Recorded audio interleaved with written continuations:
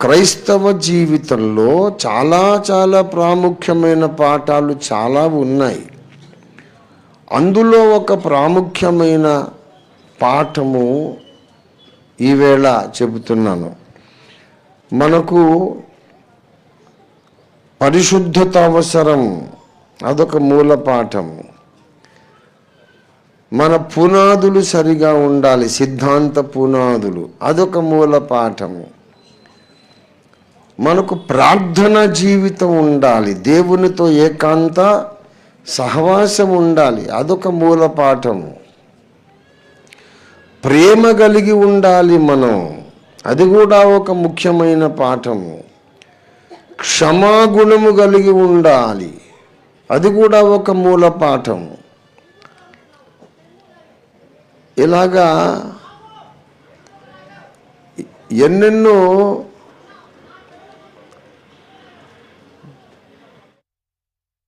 మూల పాఠాలు ఉన్నాయి.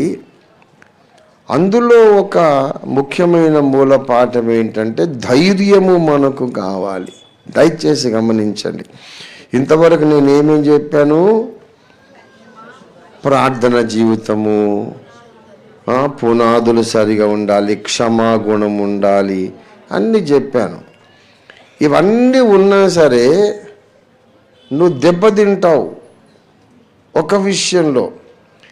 చాలా పరిశుద్ధత ఉంది, నువ్వే తప్పు చేయవు, చాలా ప్రార్థనాత్మ కలిగి ఉంటావు, ప్రార్థన చేసుకుంటావు,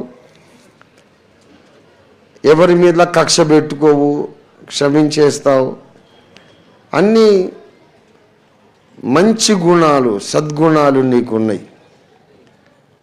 బైబిల్ ఎక్కువ చదువుతావు, పెద్దలంటే వినయం, విధేయత, అన్ని శుభ లక్షణాలు. అయినా ఆధ్యాత్మిక జీవితంలో నువ్వు పనికి రాకుండా పోతావు. ఎప్పుడంటే ధైర్యము లేనప్పుడు.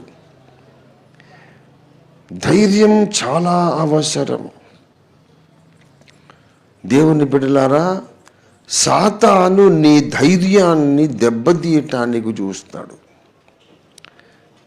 ఈ మాట గమనించండి, నేర్చుకొనండి. జీవితకాలం మన గుండెల మీద రాసుకుందాం, మరచిపోకుండా ఈ హెచ్చరిక వెలుగులో బ్రతుకుదాం. నీకెన్ని మంచి లక్షణాలున్నా ధైర్యం లేకపోతే అవన్నీ చెడిపోతాయి. ఎందుకో తెలుసా? ధైర్యము లేనివాడు ప్రార్థన చెయ్యలేడు. ఇదే 10వ అధ్యాయంలో 20వ వచనంలో చెబుతున్నాడు. ఆయన, అది పెద్ద పొడగాటి వచనమమ్మ, సగము నుండి నేను చదువుతా. ఆయన రక్తము వలన పరిశుద్ధ స్థలమునందు ప్రవేశించుటకు మనకు ధైర్యము కలిగి ఉన్నది. అంతకుముందు ధైర్యం లేదు. దేవుని సన్నిధిలోకి వెళ్ళటానికి మనకు ధైర్యం లేదు. ఇప్పుడు ధైర్యం కలిగింది. దేనిని బట్టి? ఆయన రక్తాన్ని బట్టి. నేనైతే యోగ్యుణ్ణి కాదు, నేను యోగ్యురాలిని కాదు అనుకుంటాం, నేను యోగ్యుణ్ణి కాదు అనుకుంటాం.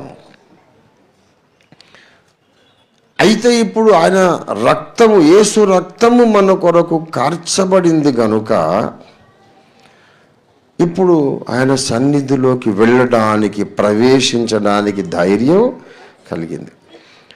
అంటే ప్రార్థన గదిలోకి వెళ్ళడానికి కూడా మనకేం కావాలి చెప్పండి? లేకపోతే సైతాన్ ఏం చేస్తుంటాడు? ఏమయ్యా పెద్ద మొనగండి అనుకొని ప్రార్థన చేయడానికి వచ్చావా? నువ్వు పెద్ద పండితునివి, నువ్వు పెద్ద పండితురాలివి, నువ్వు పెద్ద భక్తురాలు అనుకొని ఏ ముఖం పెట్టుకొని వచ్చావు? నీ ప్రార్థన ఆయన వింటాడనేమి నమ్మకము? ఎందుకు వినాలి? అంత పరిశుద్ధంగా బ్రతికేసావా నువ్వు? అంత సీన్ ఉందా నీకు?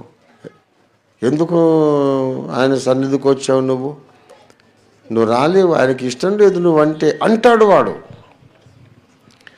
ఎప్పుడైతే వాడు ఆ నెగిటివ్ వాయిస్ మన లోపల మౌనంగా ప్రవేశపెడతాడో, నేను ఇంతే కదా, నా ప్రార్థన దేవుడు వినడు కదా అనే నిరాశ, ఒక డిప్రెషన్, ఒక డిస్కరేజ్మెంట్ వస్తుంది. మనం ప్రార్థన చెయ్యాలంటే ముందు నన్ను ఆయన రాణిస్తాడు, ఆయన సన్నిధికి అలవ్ చేస్తాడు అనే ధైర్యం ఉండాలి, నమ్మకం. నన్ను ఆయన త్రోసివేయడు, నన్ను ఆయన అసహించుకోవటం లేదు. నేనంటే ఆయనకి ఇష్టం. నేను ఆయన సన్నిధిలో ప్రవేశిస్తే రా బిడ్డ, రా నా కుమార్తె, నా కుమారుడా రా, ఏం ఇలా వచ్చావు, ఏం కావాలి నీకు అని అంటాడే తప్ప నన్ను గెట్అవుట్ అని అన్నాడు ఆయన అనే ఒక ధైర్యం మనకు ఉండాలి.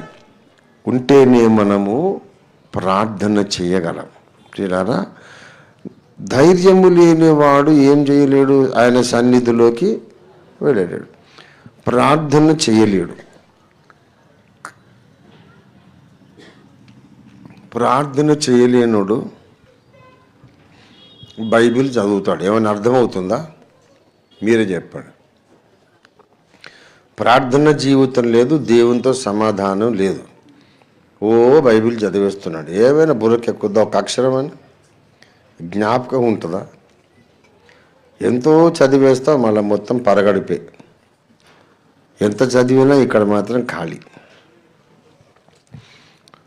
అలాగే ప్రార్థించడం అంటే నువ్వు దేవునితో మాట్లాడడం, బైబిల్ చదవడం అంటే దేవుడు నీతో మాట్లాడడం. ఇద్దరు మిత్రులు, స్నేహితులు ఒకళ్ళతోనొకళ్ళు ముఖాముఖి మాట్లాడుకున్నట్టు ఉంటుంది. నువ్వు దేవునితో మాట్లాడతావు, దేవుడు నీతో మాట్లాడతాడు. ఈ ఆరోగ్యకరమైనటువంటి ఆధ్యాత్మిక అనుభవం లేకుండా నేను అందరినీ క్షమించేస్తానంటే నువ్వు క్షమిస్తేనేమి, క్షమించకపోతేనేమి, దానివల్ల నీకేం నిత్యత్వంలో ఏం ప్రయోజనం ఉంటుంది? అన్ని మంచి లక్షణాలు కూడా నీకు ప్రయోజనకరంగా ఉండాలంటే నీ వినయము, నీ విధేయత, బైబిల్ జ్ఞానము, ప్రార్థనా జీవితం అన్నీ నీకు ప్రయోజనకరంగా ఉండాలంటే ముందు నీవు ధైర్యంగా ఉండాలి. దేవుడు నన్ను ప్రేమిస్తున్నాడు, దేవుడు నన్ను కోరుకుంటున్నాడు, దేవునికి నేనంటే ఇష్టం అనే ధైర్యం నీలో ఉండాలి. ఆ ధైర్యాన్ని దెబ్బతీయటానికే సాతాను నిరంతరం ప్రయత్నం చేస్తాడు. సైతాను నిరంతరం ఒకటే పని మీద ఉంటాడు, నీ ధైర్యాన్ని దెబ్బతీయాలి, నిన్ను భయపెట్టాలి, నీ మనస్సును కృంగదీయాలి. నువ్వంటే దేవునికి ఇష్టం లేదు, నువ్వు మాట్లాడితే ఆయన వినడు, నీ ప్రార్థన వినడు, లాభం లేదు, ఈ భక్తి వేస్ట్, ఈ విశ్వాసం అంతా వ్యర్థం, ఎందుకు ఇంకా నీకు అసలు బ్రతకడానికి ఏమి, నీకు అసలు సరైన కారణం లేదు, నువ్వు చచ్చిపో.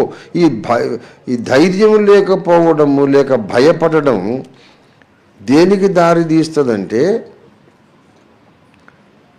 రాను రాను రాను రాను నువ్వు చచ్చిపో, నువ్వు చచ్చిపో, నువ్వు చచ్చిపో అనే ఆ భయంకరమైన సూయిసైడల్ టెండెన్సీకి దారి తీస్తుంది. ఇంకెందుకు? దేవుడే నీకు దూరం అయిపోయాడు, దేవుడు నిన్ను ప్రేమించట్లేదు, ఇక నువ్వు బ్రతికి ఏం చేస్తావురా? నువ్వు చచ్చిపో. ఒక యవ్వనస్తుడు నా దగ్గరకు వచ్చాడు, ఏమండి వచ్చి అంటాడు, నేను చచ్చిపోవాలనుకుంటున్నానండి, రాత్రి పగలు కూర్చుంటే లేస్తే ఎక్కడ ఏ పని మీద ఉన్నా నువ్వు చచ్చిపో అని ఏదో స్వరం నాకు చెప్తుంది, నేను చచ్చిపోవాలనుకుంటున్నాను, నాకు బ్రతుకు మీద తీపి లేదు, ఆశ లేదండి, నేను చచ్చిపోతాను అని అన్నాడు. మంచి యవ్వనస్తుడు, is a graduate, good looking, handsome, మంచిగా ఉన్నాడు. నా కొడుకులాగా ముద్దు పెట్టుకోవాలనిపించేంత చక్కని కుర్రోడు. నేను చచ్చిపోతాను అంటున్నాడు. ఎందుకు బాబు చచ్చిపోతావు అని అడిగా. ఎందుకు అని అడిగితే, బ్రతుకుండి ఏం సాధించగలను అయ్య గారు, ఏం సాధించాలి బ్రతుకుండి అంటే, అబ్బా చాలా మంచి పని, నువ్వు నా దగ్గరకు వచ్చి మంచి పని చేసేవారా నాయన? గొప్ప ప్రశ్న అడిగాడు. బ్రతుకుండి ఏం సాధించాలి అంటే, ఏదైనా పని చేయాలంటే ఏదో ఒకటి సాధించడానికే చేయాలి అనే కదా నీ కాన్సెప్ట్. ఏదైనా చేయాలంటే దానివల్ల ప్రయోజనం ఉంటేనే చేయాలి అని కదా నీ కాన్సెప్ట్. మరి చచ్చిపోయేం సాధిస్తావురా? చచ్చిపోయేం సాధిస్తావురా తిక్కలోడా? ఒకవేళ బ్రతుకుంటే ఎప్పటికైనా ఏమైనా సాధించే అవకాశం ఉంది. చచ్చిపోయి అగ్నిగుండంలో పడ్డాక ఇంకా సాధించేదేముంది? ఏడుపు పండ్లు కొరుకుట. అరే అవును కదా, చచ్చిపోయినాక ఏం సాధించలేములే అంటే అవకాశమే లేదు. చనిపోతే నువ్వు సాధించే అవకాశమే లేదు. ఈ భూమి మీద ఉంటే ఎప్పటికైనా నువ్వు గెలిచే అవకాశం ఉంది. మరి నిన్న కాక మొన్న ఒక పెద్ద ఆయన హైందవ ధర్మ ప్రవచనకర్త గరికపాటి నరసింహారావు గారు చెప్పిన ఒక ప్రవచనం నేను విన్నాను. ఆయన దగ్గరికి వచ్చి ప్రేమ విఫలమైందని నేను ఆత్మహత్య చేసుకుంటానని అన్నాడు ఒకడు.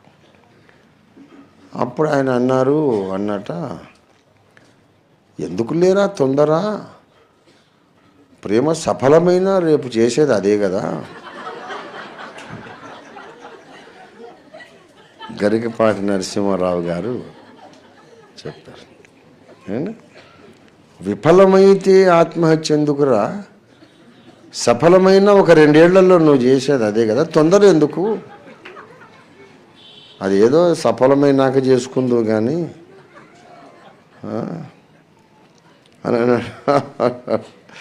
కాబట్టి ఆత్మహత్య అనేది ద మోస్ట్ ఫూలిష్ థాట్. అంతకన్నా బుద్ధి తక్కువ ప్రణాళిక ప్లాన్ ఇంకోటి లేనే లేదు.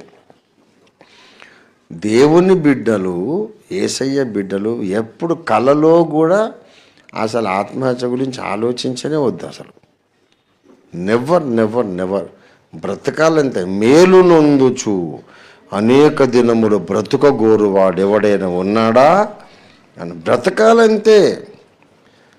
నువ్వు కోరుకోవలసింది జీవమును కోరుకో.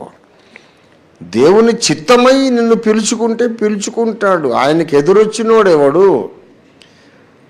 ఆయనను ఎదిరించి నేను రాను అనగలిగే దమ్మెవరకుంది, శక్తి ఎవరికుంది?